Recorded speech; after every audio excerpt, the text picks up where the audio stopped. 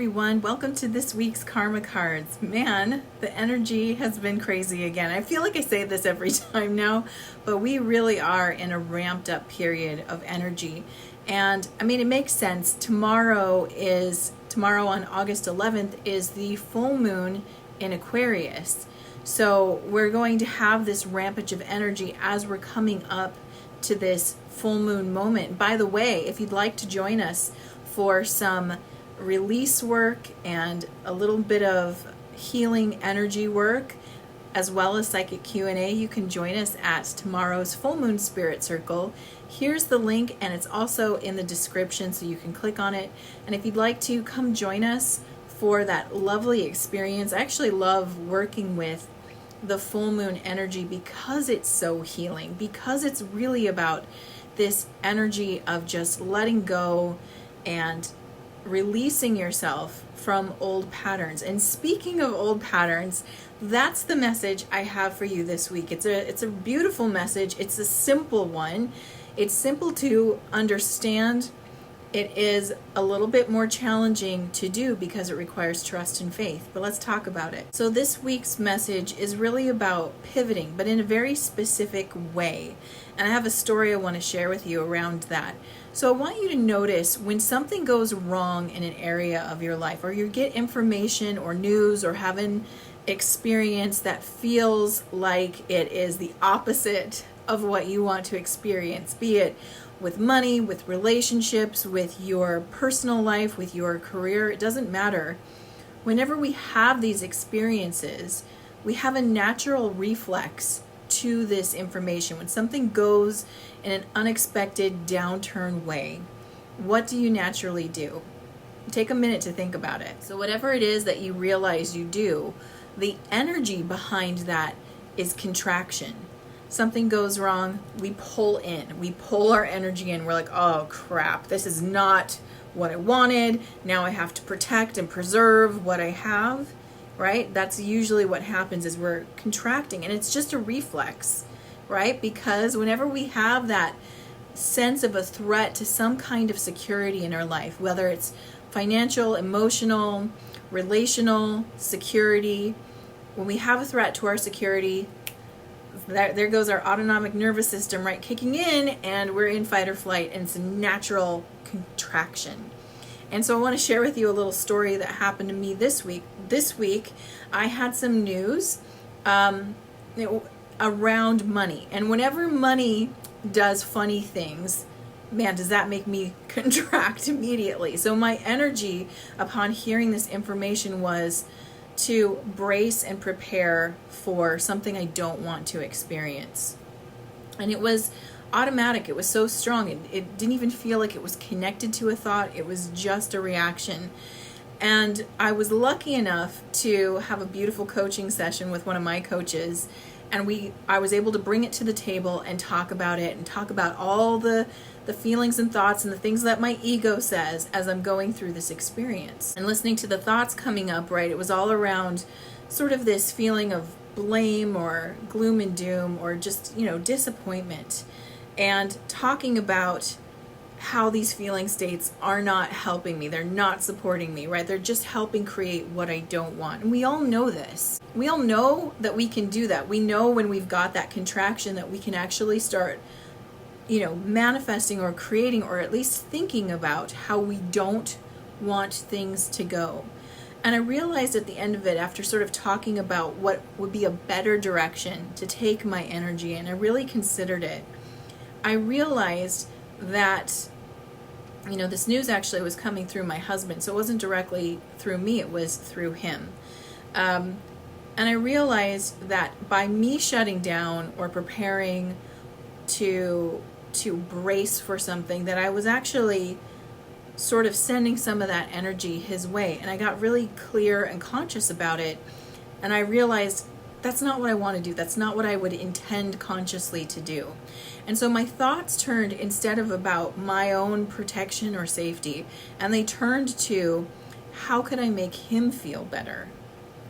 And that's the pivot right there. And the pivot wasn't so much focusing on me versus him, or him versus me rather. but it was really one that the energy behind it went from contraction to expansion. And that's the pivot I want to talk about with you this week. I want you to pay attention. If the universe is sending something your way or signaling to you that, hey, this might not work, or this thing fell apart, or this is getting hard, or this isn't going the way I expected, I would love for you to get conscious and pay attention to that sense of contraction. Can you feel yourself just closing up or bracing or preparing or readying yourself for something you don't want to experience? And then, are you ready to pivot? Are you ready to choose to expand instead? And this expansion can come in many forms, but basically what we're doing is we're unclenching. We are consciously choosing to release and move into flow. So in my example, the clenching was coming around money and what money could do in the future.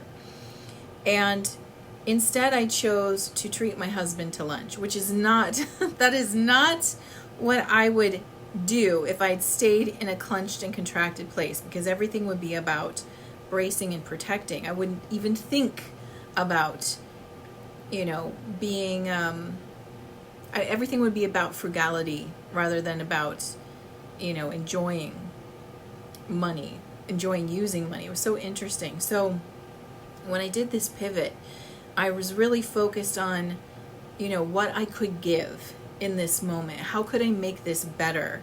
And it was a really beautiful flow, because the day went from feeling heavy and dark, and that's where it started, to really lightening. And of course it happened like on the Lion's Gate, which just happened on August 8th, by the way. And this is a very highly spiritual window. It's giving us an enhancement of our spiritual growth and spiritual gifts. So I got the message, I got it, and I leaned into it. But what I noticed is, as soon as I pivoted into expansion and I focused on what I could give in this moment, it was like everything opened back up, my body fully relaxed, I moved into a state of trust and faith, and the day just kept feeling lighter and lighter, and it's continued to do so. And it had a residual effect on both myself, my kids, and my husband. And as it was directed towards my husband, his day the next day was much better, and there was a pivot. The universe provided a pivot over there that mirrored what we had done. And so I want to share this with you, because you probably understand this already. You get that concept.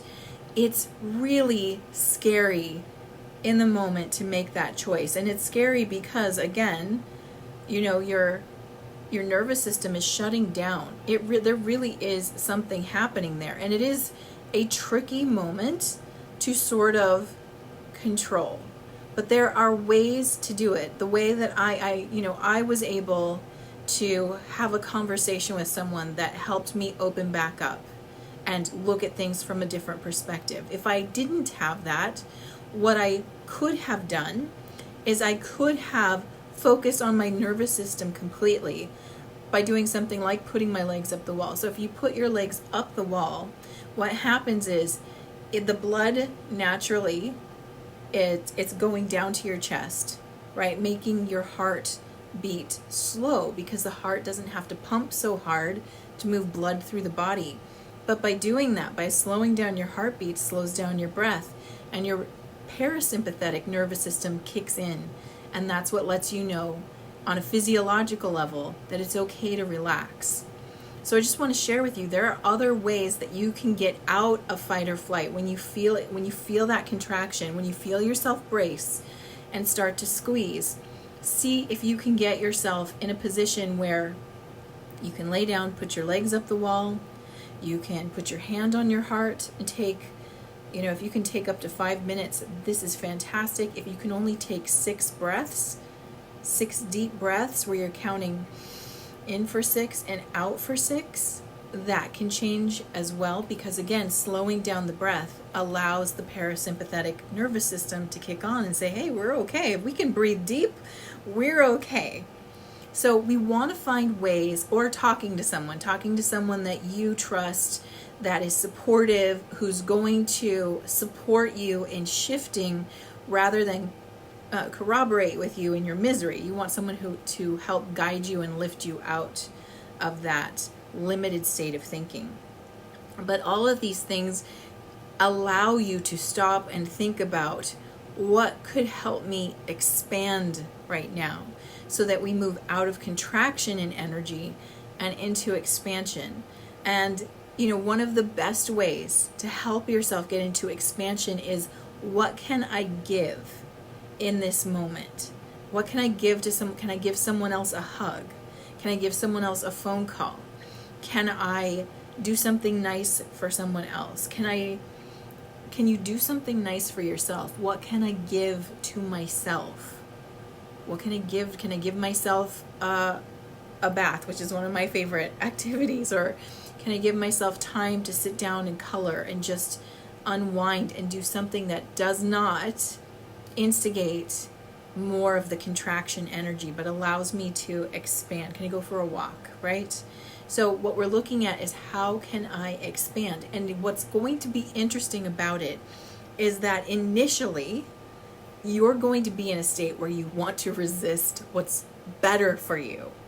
It's so weird. It's so weird. You've got to be in that state to go, man, I can't believe I'm doing this. But in a state where you're contracted, it actually feels better to stay there. You trust that more when you're in that contracted place. Everyone's felt that. So reaching for what's better is going to feel weird. You're going to feel the resistance. And my advice to you is, feel that resistance and do it anyway, because you know that everything you're trying to have happen, if you want more expansion financially, you've got to open up to it, right? If you want the relationship to be better, you've got to open your heart to it. If you want the career to move forward or pivot, you've got to open up to it. It requires us coming back to the thing we want, even when we're in that state of, I'm not going to get it. That's the moment where you need to really get yourself to pivot, and the nervous system is the way in. So I hope this was helpful. Let me know in the comments if you've had an experience like this recently too, where you have felt yourself, or you caught yourself in a contraction and you made a conscious decision to pivot into expansion. Or if you're feeling stuck and you're like, this is where I am, I do not see how I can move into expansion. If you feel free to drop that into the comments, and I can support you there, just so you can see how you could shift into a more expanded energy. And things really do pick up and flow. The beautiful thing about this plane that we're on, as difficult as it can be sometimes, is that manifestation is slowed down. It's actually a gift. Most of us, if you're like me, it doesn't always feel like a gift. Like, I want what I want right now. But there is a blessing in being on a plane where manifestation is slowed down, because not everything you think will come to pass. So when you're in those contracted moments where you're worried about what could happen, you've got the grace of time here to go, actually, do I want to create, like, is that what I'm calling in? Because that's not what I'd like to experience. Okay, I'm ready to pivot to something positive. So take advantage of that and recognize that a small blip in our thinking, a small squeezing of energy, isn't going to cut off the flow of what you're creating. It just creates a momentary pause. And then as soon as you move back into expanded, open-hearted energy, it resumes again. So with that, let's do some karma cards for this week. And if you're new to karma cards, let me quickly show you how these work. I have 3 decks here: planets, signs of the zodiac, and the houses of astrology. And I've already asked my team, what is the message you have for us this week? And I have got 3 sets of answers. I have a set in red, which are action related, and a set in blue, which are outcome related. And the way that you play is you tune into that beautiful intuition of yours and feel, what do you need for this week? Are you looking for the action steps that would be most aligned to take in this period? Or are you wondering what the outcomes are going to be in this current energy cycle? And of course, you can always choose both. And while you're choosing, let me tell you the timing for this reading. This reading is for today, August 10th through August 17th. Let's get to the flavor of this reading. All right, so we have Mercury as our planet. So this, we know it's going to be a lot about what we're communicating, what we're expressing and sharing with other people, as well as information gathering, right? So this is Mercury is very much about gathering information, as well as how we process it and how we share it. In the sign of Cancer.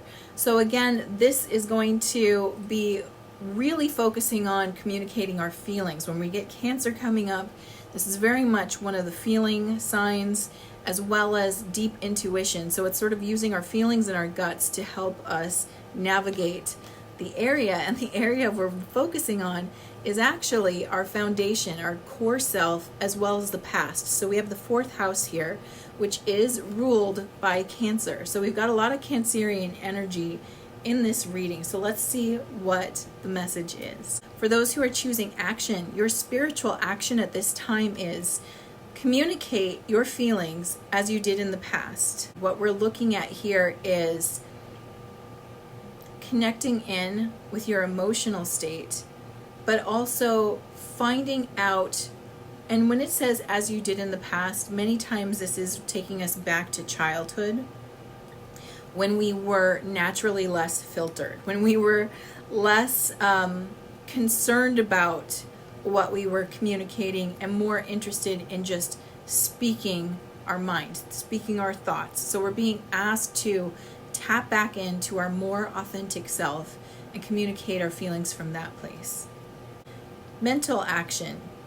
Analyze attitudes from the past about your home base or your family. So it looks like we've got a little mental digging work maybe coming up around the things that trigger us to contract. You know, a lot of our basic fears are based on what we picked up on as kids. And we know that between the ages of birth and around 7 or 8 years old, we're purely subconscious mind, which means we're like a sponge walking around, just absorbing other perspectives, we're absorbing the values, we're absorbing energies from our environments, and we're picking up on the unspoken cues about how to see the world. And so a lot of times those come with us for a long time into our adulthood, until we look at them and see if they're actually an energetic match to what you value now. So we can be carrying values from our past that are actually not a match to what we value now. We simply don't realize it, and that's where a lot of conflict comes in. So we're being asked to actually step back and take a look and see what's operating, and is it serving you now? If you find yourself, for example, always having trust issues when it comes to relationships, look backwards into that past and see what was taught about relationships. And this isn't something that was necessarily spoken directly to you. It was most likely absorbed from your observances, what you observed about life. So this is a contemplative period. Physical action. Let your mind tell you how to use your intuition and do what makes you feel secure. Wow, does this feel like a conflict right here? So intuition, as I get from my team, it really doesn't come from the mind, it comes from the heart. But the beautiful thing is the heart and mind are deeply interconnected. What we want to do is actually allow the heart to guide the mind, because that's how it naturally works. So when we're looking at the nerves that connect the heart to the brain, the nerve that brings information up from the heart into the brain is something crazy like 3 times bigger than the nerve that descends from the brain down to the heart. So the heart really is in charge. That's where the center of intuition lives. Your heart picks up things and then it sends it to the mind. So when it says when it says let your mind tell you how to use your intuition, I think what we need to do is just pull that knowledge in. Wait, my heart's in charge, so I'm gonna defer to my heart. That's kind of the only way I can see that the brain could let the heart lead, is by remembering that the heart's the lead. I hope that made sense. And then the heart can and absolutely will lead you to what helps you feel secure, right? Your heart is also like a compass. It's always pointing in the direction of your destiny. It is always going to lead you to that which you desire and that which you want, the thing that really would create a sense of security, even if it's an internal state you're trying to reach, which is really how the heart would communicate that. When you're thinking about the things you want in your life, and even the things that make you feel secure, it's never the thing. It's always the feeling state that it's guiding you back to. And that's what's letting you know if you're in alignment or not with it. So really, we need to remind ourselves, we need to use our brain to remind ourselves, my heart's in charge. And when I let my heart be in charge, when I let myself be heart-led, I will naturally be led to the situations, the feelings, and the experiences that help me feel secure. Now let's look at outcomes for Mercury in Cancer in the 4th house of our foundations in the past. The spiritual outcome at this time is the awareness of intuition to protect what makes you feel secure. So, I always love when you flip these, because many times the physical action correlates to the spiritual outcome. So by allowing ourselves to be heart-led, we'll be led to security. This is saying you have the awareness of how to be heart-led to your security, right? So this is the beauty of this time period, is the mind is going to be really being introspective right now, looking at how it's creating situations, but it's going to defer to the heart for guidance and the lead of moving forward. Mental outcome at this time: many thoughts about or from, attitudes from the past about support. So going back to the topic this week, which is about pivoting from contraction to expansion, we need to feel supported to do that, right? So I talked about ways you could do that. I talked about how I was supported in a conversation. I also talked about how I could support myself by either connecting in with my body and physically doing something to change my nervous system, or by tuning into my heart, taking deep breaths, connecting in with myself to create self-support. So we're going to be contemplating, we're going to be considering, what kind of support do I have in my life? Many of us might feel like, yeah, in the past I didn't feel fully supported, but are we taking that into our present? Are we continuing to say, I'm still not supported because this person didn't support me, and they still don't, and I'm still not supported?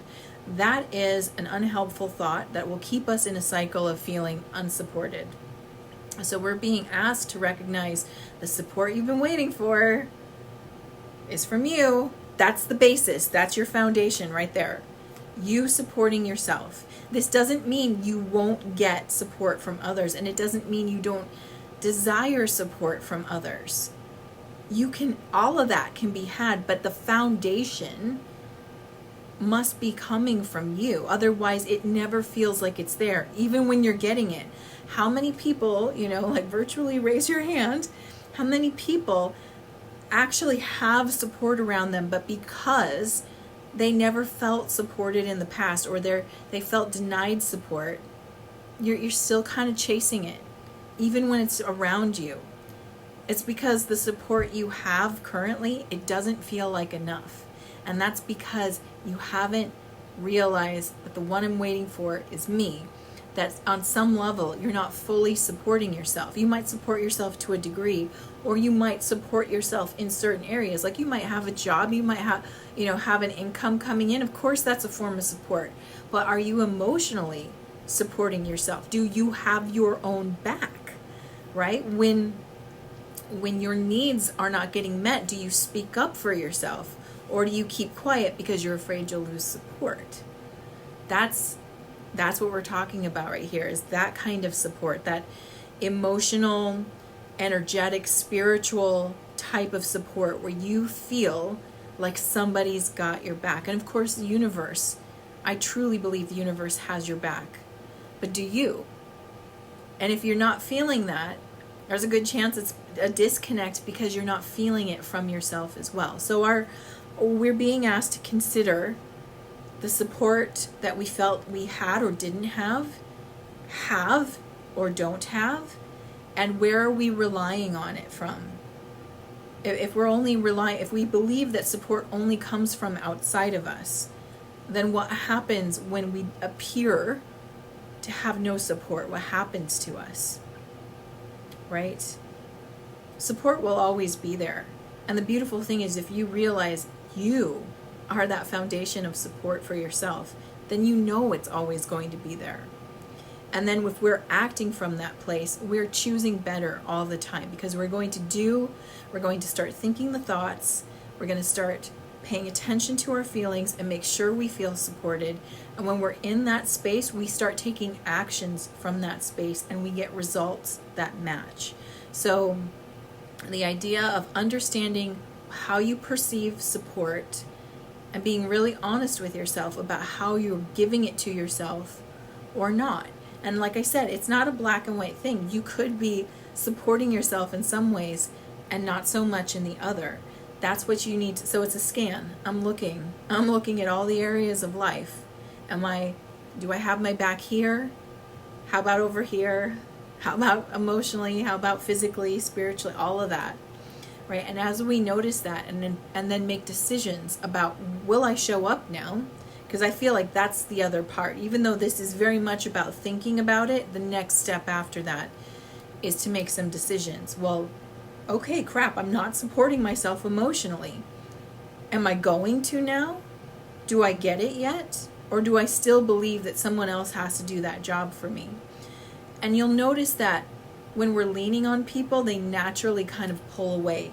And I want you to think about it in reverse. When someone's leaning on you for something, what does it do to you energetically? Right? To some degree, we're like, not my job, not my prob, right? Like, it's not that you don't want to help someone, but if they're leaning on you like you're a support animal, right? Or something that's meant to be there to give them structure, that's really not your job. And this is where we get codependency from, right? This is where we've got all sorts of issues. And where, if we look at different scales of it, this is where empaths and narcissists tend to get together. But it's this whole situation where if we believe that support only comes from outside of us, we create those codependent structures, which is not a healthy way of engaging with each other. And no one truly wants that. Like, we all, over time, if you've been in that experience, you begin to resent that someone's put that job on you, because in truth you deeply understand that it was never meant to be your role. You were meant to support the support they give themselves, right? And so we must practice this by doing that within ourselves so that we can more easily spot those situations and recognize that, it's a weird function, but so many of us want to help each other, and yet there is a line that we tend to cross, and that's where we get into the codependency, where we're trying to do people's jobs for them, or we're trying to learn the lessons for another, and it's just not designed that way. We can't do someone else's work. We can't take the test for them. They have that, and nobody's on a soul spiritual level even wants that. Our souls do not want other people to take our tests for us, believe it or not. Even though you might be like, Therese, this is a freaking hard test. I would love it if someone took this right now. I know those situations, but even in that extreme situation, our soul still doesn't want someone else to do our work, because we don't get the points for someone else doing our work. The only way we get those spiritual growth points where we level up energetically is if we do it. And so even though we can have the most open heart and be so well-intended, we have to have strong boundaries and recognize, I cannot do this work for you. I cannot be your support structure if you're not supporting yourself, because then you'll never understand what you have inside of you. And on a deeply respectful level, I would never want to take that from you. I would never want to take that awareness away. Right? So that's what this energy is calling for us this week, is this putting these puzzle pieces together to understand that the support you truly want is the one that comes from within. And when you feel that foundation, then you can feel the expanded energetic spiritual version around you. Really feel it around you. And then you start to recognize the beautiful humans in your life and the beautiful animals who come in and are like, yeah, I also support you. I also have your back, right? We can really start to feel it and appreciate it and soak it in when we get it that the core job is ours. So now let's look at the physical outcome. Many words resulting from the history of your home base or family. So it's going to bring up a lot for you in this period as you become more aware of it, as you start to see the bigger picture of it, as you look in and you recognize the patterns around support or belief in yourself.